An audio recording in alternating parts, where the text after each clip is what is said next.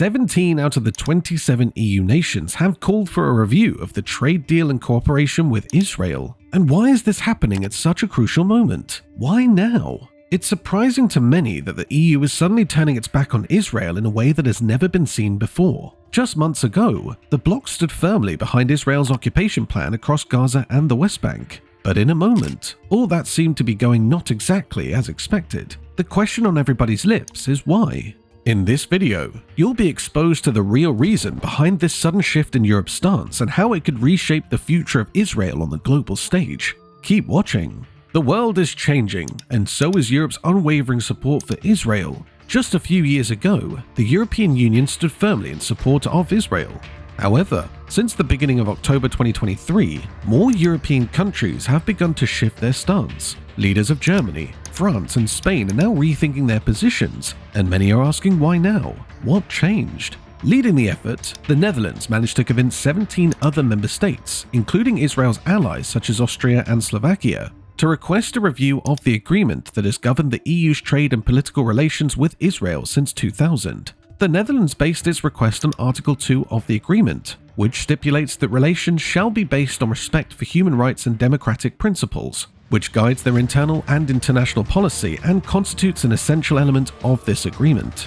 This diplomatic tension is not just about the unfolding events, but the realization that the actions of Israel are increasingly becoming hard to defend by the day. The activities of Israel's military in Gaza, especially after the October 2023 attack, have continued to raise some serious concerns. And for the first time in decades, EU leaders are boldly questioning Israel's move on its territory. What does this shift mean for Israel's future relationships with Europe?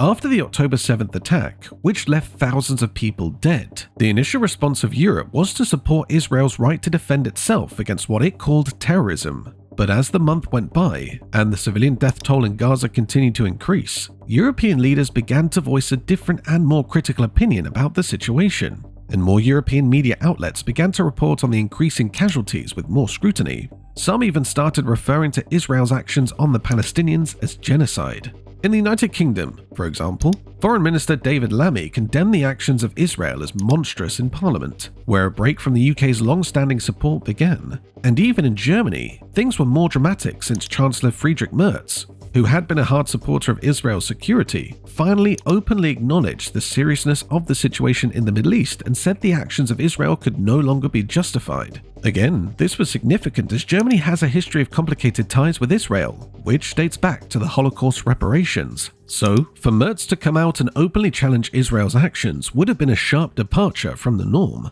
At the same time, public opinion across Europe is also changing. A poll conducted by YouGov in June revealed a historic low in support of Israel in many European countries, with more citizens expressing their sympathy for Palestinians. The tide is truly changing very fast, and the question on everyone's mind is, why now? How did Israel go from being Europe's steadfast ally to becoming one of the most controversial topics in European foreign policy?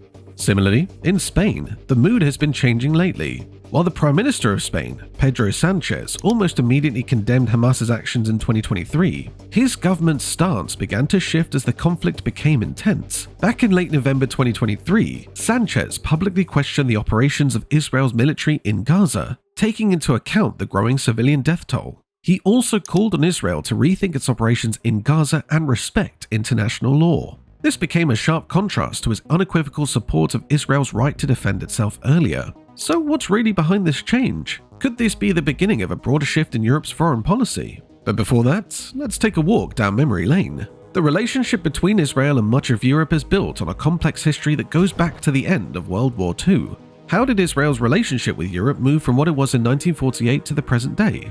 The era after the Holocaust was marked as Europe's desire to make up for its atrocities against the Jewish people, and the nation of Israel soon became the symbol of that moral responsibility. In 1952, West Germany agreed to pay its reparations to Israel through the Luxembourg Agreement. This immediately became a landmark moment in Europe's commitment to Israel's existence and survival.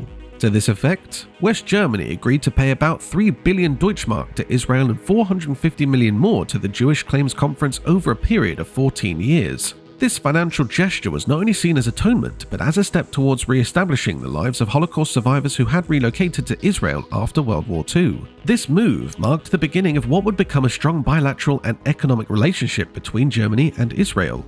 By doing so, Germany, and by extension Europe, took on the moral responsibility of ensuring Israel's security and right to exist for decades non-stop. This was reflected in Germany's former Chancellor Angela Merkel's repeated statements throughout her tenure, where she said that Israel's right to exist was, in fact, a matter of national interest to Germany. But the moral obligation that shapes this bond has continued to be tested in recent years, especially with the increasing unrest in the Middle East. As the years went by, the question of Israel's policies towards the Palestinians began to cause more division within Europe. While Germany remained a die-hard supporter of Israel's right to defend itself, public opinion across Europe is turning, particularly with respect to the ongoing conflict in Gaza and the occupied West Bank. It's really no surprise that for decades, Germany has remained Israel's foremost protector within Europe, but now that dynamic is being questioned. Is this shift an inevitable result of the growing human rights concerns raised by the conflict in Gaza? Is it a sign that the foundational relationship between Israel and Europe is finally crumbling?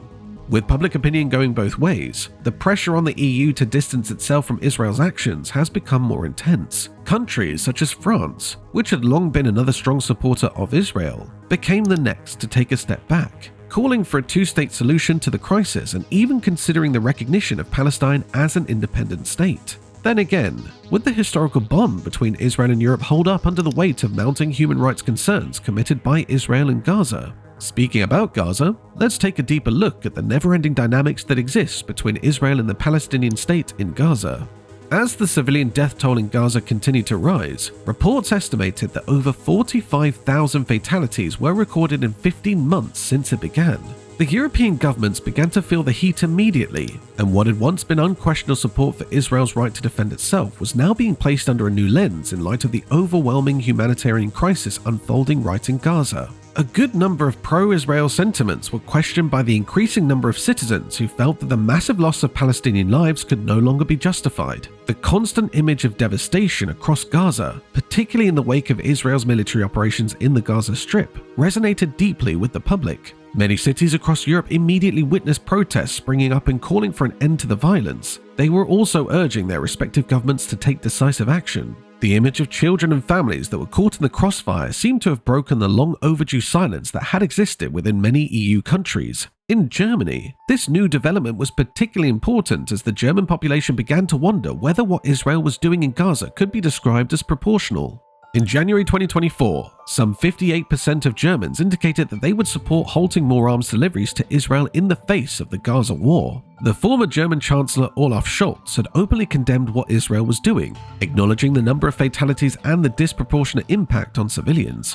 However, some were not sure if words alone would be enough to explain what was happening. But it wasn't just the media or public sentiment that was the driver of this shift. The growing recognition of human rights violations against Palestinians all over the world has become undeniable. Reports from Amnesty International and Human Rights Watch allegedly pointed fingers towards Israel for actively violating international law. Accusations of genocide against the Palestinians were becoming particularly troubling for European leaders, even as the United Nations spoke about these concerns. Reports show that Israel's blockade of Gaza, together with its military actions, was responsible for the destruction of many civilian infrastructure such as hospitals, schools, and shelter homes. One of the most significant turning points came in early 2024 when a couple of UN reports finally accused Israel of violations of international humanitarian law in Gaza.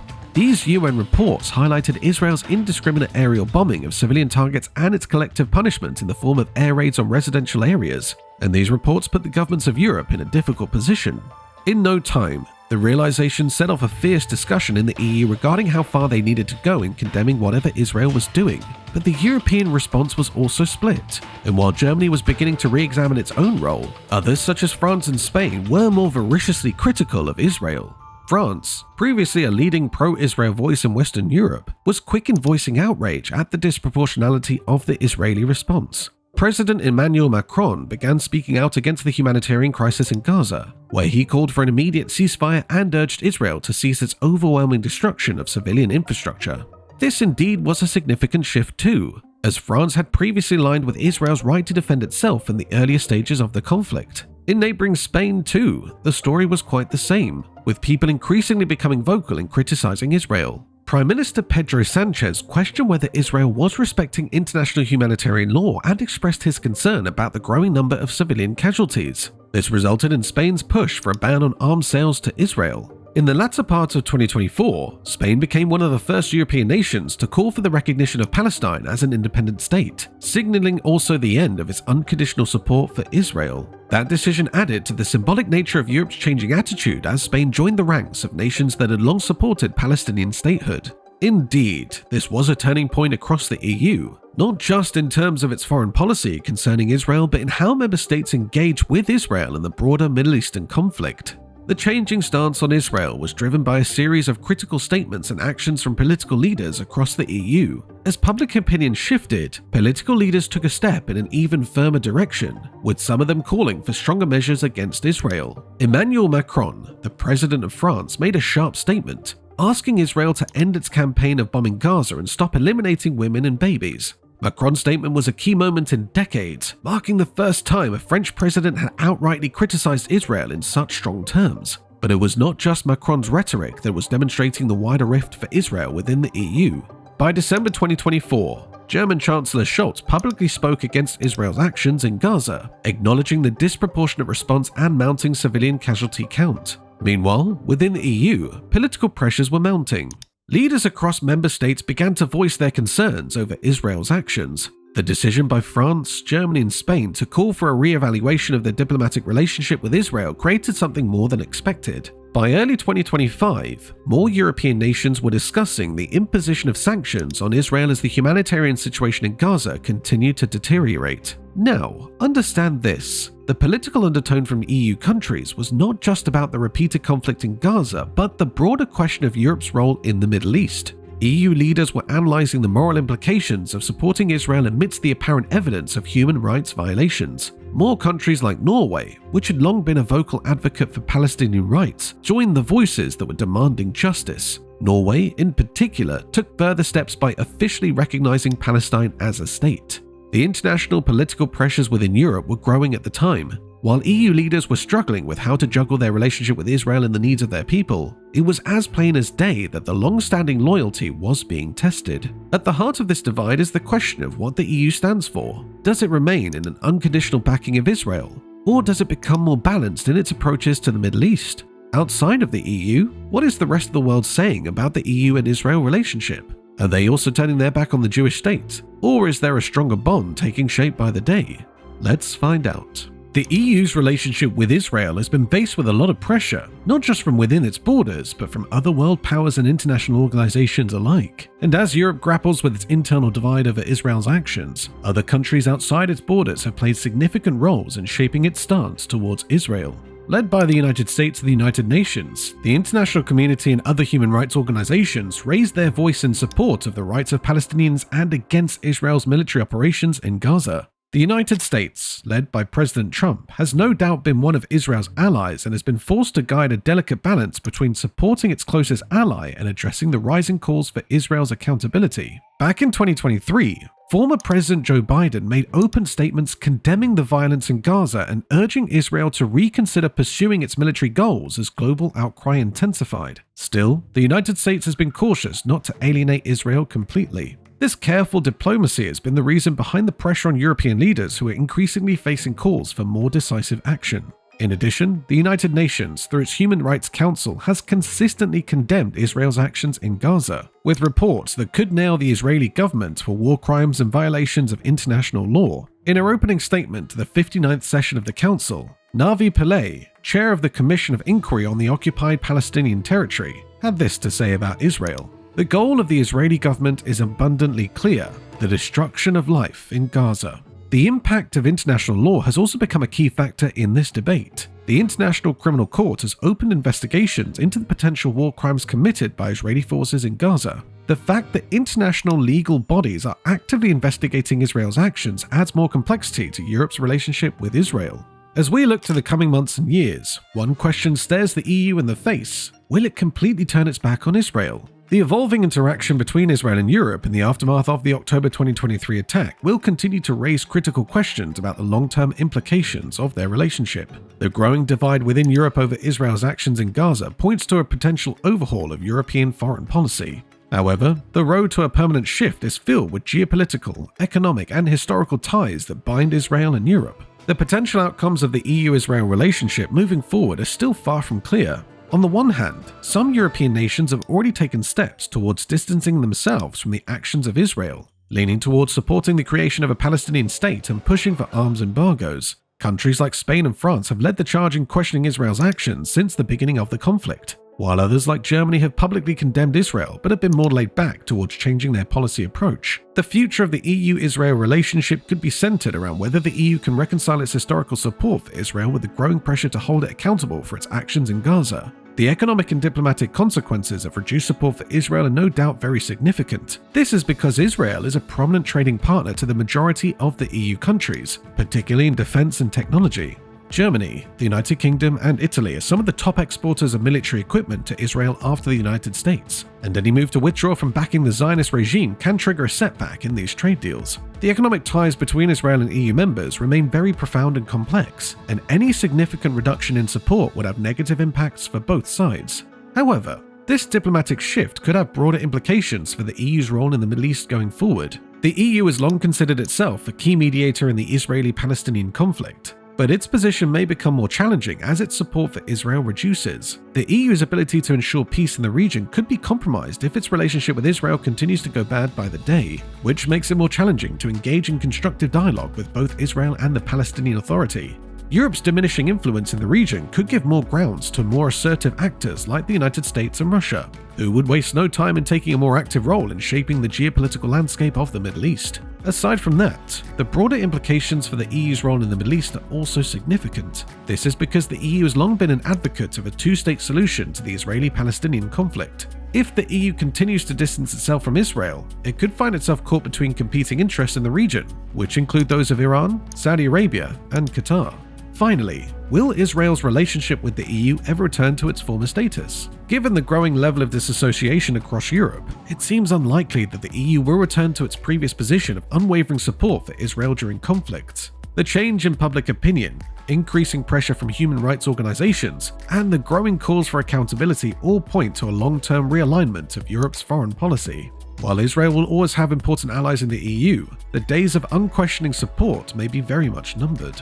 As the EU struggles with these questions, the future of Israel's relationship with the EU will depend on how both sides navigate the changing geopolitical landscape. The EU-Israel relationship will not only define what happens in the Middle East, but it will also shape Israel's place on the world map. Thank you for watching. What do you think the future holds for Israel and the EU? Leave a comment. Please like this video, share and subscribe to the channel. See you in the next video.